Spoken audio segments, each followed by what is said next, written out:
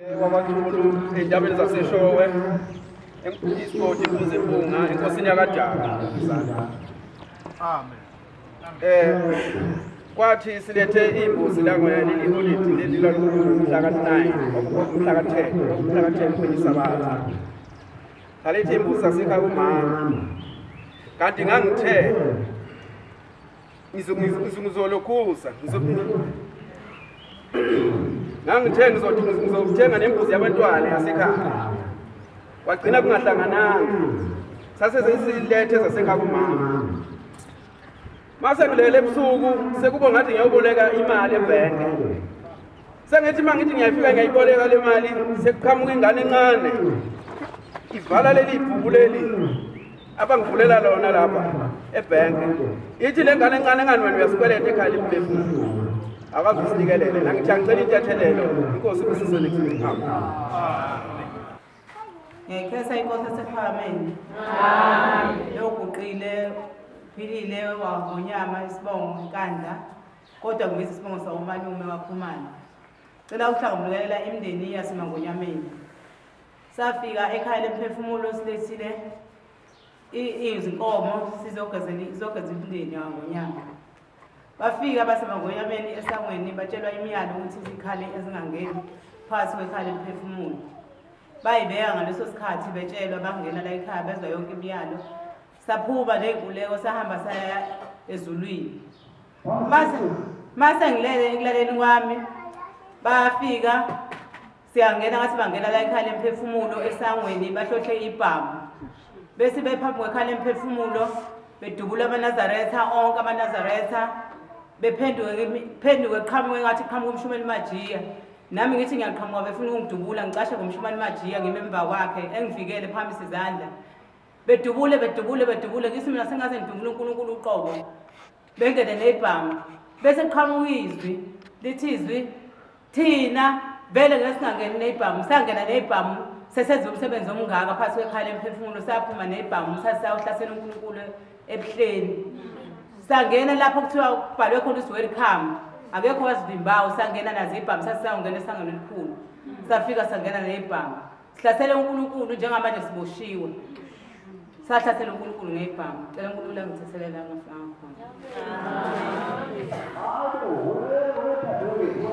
Kwathi kukuningi ngoba nobaba ngathi nami mangibona naye uyabona ekhaya kuhlaseliwe. Wase yavuma ubaba ukuthi bathe bese bebuye eBuhleni ibhamu bangena nazo balala ngaphakathi nazo. Naye wavuma ukuthi lelo futhi uyalibona noma okunye sengikhohliwe ngoba kuningi baba. Ngosi kukhuluma umntwana wakomalume. Ozalo uma wesithathu. Shuthi ufike uma bese uma omunye ade kumhlabule ngesentendlule. Bese uma ingane yakhe ngene. Ithi mina shuthi ngithanda kaNani. Ikhathi eningi bebefuna ukukhuluma balinda ngithandaza umthandazo kaNani noma ka6. Shuthi bekumthandazo kaNani noma useza wezothandaza. Uthi mamkhulu ngicela ungisize ungiyele kumama. Ngafela endlini yangasese etoilet. Nginomkhonto. Bangijikela ngomkhonto amamponto angishaya la emhlanje. Sekungahamba emhlabeni. Ngiphakathi etoilet. Phefumulo wami wasala etoilet. Nginomkhonto lana. Ngiyacela ungicelela umama. Bese ethi sisi wami ngiyakwazi ukuthi uyakwazi ukuthandaza. Unamandla. Ngicela ungicelele inyasi lezulu ukuthi ngikukhumbule. Lungikhipha umkhonto bese liyangithatha lingusekhaya lemphefumulo. Ngoba la ngihlezi khona indlu yangimukela. Manje angidli lutho. Ngiyacela ungisize sisi wami. Sesikhathaze kakhulu umndeni wakho uyakhathaza. Ithina abakomalume wakho akhanile bakukhathaza. Yonke imndeni kodwa mntakamayo into engayenza. Lapho umkhonto ngiyawuzwa ukhalala kimi ngithi mhlawumbe isibhobo kade akusona isibhobo ukuthi mina ngikuzema ukuzwisa ukuthi umkhonto into enjani. Ngiyacela ungikhiphe ushemba ngikhiphe lo mkhonto ukuze kwazi ukuphefumula. Bese ngiyacela mntakamama manje esho sithandaza ngicela mhlawumbe ihlabele 114 lo muntu wayengalo Nazareth 114 wangidala uNkulunkulu usiyathandaza nithandaze njulu unyazi mhlawumbe uzongizwa lingithathe lingisekhaya lemphefumulo mhlawumbe ekhaya lemphefumulo uzothola nanokudla angikwazi ukudla inkosi kusenizwile. Ngikhetha unyazi lwezulu. Igama lami nguZanele wakamsomi emzinto ngaphansi kwenkosi wakuduma. Ngizoqala ngichaze kancane ngithi ngangena entwasweni kanti intwaso engena kuyo bathwebula amathongo abantu ebese beyathwalisa buthuli. Ngibe sengikhishwa umkhulu lapho othena bangiphume ngoba lento engiyidlalo laphaya zizongibulala. Ngiye ngaziba uthe esuka wasethi mangaba uphumela sizokuyeka hamba uye ekhaya ufike uhlambuluke ebese uyahamba uya kwaShembe uyohlambulula ithongo. Ngifikileke ekhaya lemphefumulo sengiqala lo hlelo ke lolo sekukhuluma ubaba mkhulu engingamazi ofikayo kimi uthi mntanami ngalala nodadewethu ngenza isithwalo esithile ngangenzela ukuthi ngibe inyanga edumile ngihlonishwe endaweni ngibukeke ngiwumuntu oright onezinto zonke. Usethi ke kodwa mntanami sengikiyekile lokho angeke ngize ngisakwenza. Esibonakalisweni esilandelayo sekuvela udadewethu mayevela uvela kuyilabantu laba abafishane mangabe umlalele ekhuluma ngaseqaleni engazuthi kukhuluma ingane encane sekathi yena ume esenta yomgwaqo uthi ithuna lami la ithuna lakho la seqhamuka umzala wami uthi zamandayi ungakwenzi lokhu kurongo kudadewenu ungavuma ukuthunywa abantu bekwenza izinto erongo kudadewenu. Sekayakhuluma ke sekathi baningi abantu ebabulala ngalendlela emva kwalokho uye waveza ingane ngazuthi zishawe istroke or zikhubazekile ethi useneyidume eziningi ezibulala ngalendlela.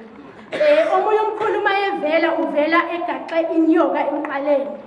Omunye uvela ephethe isando esi4 pound ephethe nezipikile eziyi2 ebese kuba khona umntwana omncane phambi kwakhe ekhombisa ukuthi ufuna ukubalimaza ngalesi sando lesasiphethe. Ngicela abazalwane bangikhulekise ngoba nalo mama engangithwasa kuye uyangilandela ulokhu engisukelile njalo efuna ngibuyele entwaseni kwakhe ngoba ekseni namhlanje ngibe nesibonakaliso la kukhona abakhulumayo abathi uzungalinga uzuye empopweni wasekhaya lemphefumulo ufike ukhulume kuwo bengazi ukuthi bayangiyala ukuthi ngingakwenzi lokho. Emva kwalokho ngibe sengibona usibaba uSimamane engazuthi kukhona la akudonsayo emgodini thizeni engazuthi uyakutakula kube sekukhuluma izwi kimi lithi ubaba uSimamane utakula wena kulabantu laba bakutshela ukuthi ungayi okhuluma empopweni. Inkosi kusiseneswini. Ngiyakhetha unyazi lwezulu. Lo khulumayo uthandwa kwamhlongo ophuma endaweni yaseJozini. Khuluma khunto. Osuka endaweni yaseJozini phansi kwesempeli impumalanga. Ngilapha ekhaya lomphefumulo ngesimanga sokuthi ngithunywe umama ungizalayo wadlula emhlabeni. Ngimbona esibonakalisweni uhlezi mayehlezi uthi lokho othi uyokwenza ngangiya ngoJulayi emolwandle wathi lokho othi uyokwenza ngeke kulunge kufanele ukwenze kufuna uhambe uye ekhaya lomphefumulo ungihambise khona selokhu ngahamba emhlabeni kangifikanga la kufanele ngifike khona. Ngicela ukuthi uhambe ngoba selokhu ngahlala angiyile ndawo njoba lokhu ngibona nje isimanga sokuthi angiyile ndawo hamba ke uye ekhaya lomphefumulo ngwazi ukuthi ngifike ngihlale khona njoba ngibona nje ngihleli lapha angiyile ndawo. Ngase ke ngilokhuza nami ngifika la ngangalithola ithuba lokuthi ngoJulayi ukuthi ngingazi ukuthi ngizokwenza njani ngajika ngabuyela emuva ngoba sengibuya ke mangibuya sasisakwazi uyohamba ufike ekhaya lomphefumulo ube kunyoko bese usihlambulula mawusuqedile ukusihlambulula kuyobe sekulunga. Ngase ngibona ubaba unyazi lwezulu lwathi mntanami angeke ukwazi ukumphilisa lo muntu ogulayo umbona uphambi kwakho ngesimanga sokuthi ufake ibhulukwe hamba uyokhumula ibhulukwe bese ubuya kuphilisa lo muntu impela uyagula kodwa ngesimanga sokuthi ufakele ibhulukwe olifakile ngeke kwazi ukuphila lo muntu ngoba ngilapha ke ngibese ngiphatha lezi imbuzi eziwu2 lenenyeke bahlambulula lenenyeke yokukhumula leli bhulukwe engangcolisa umndeni wami ukuthi ngigqoke inkosi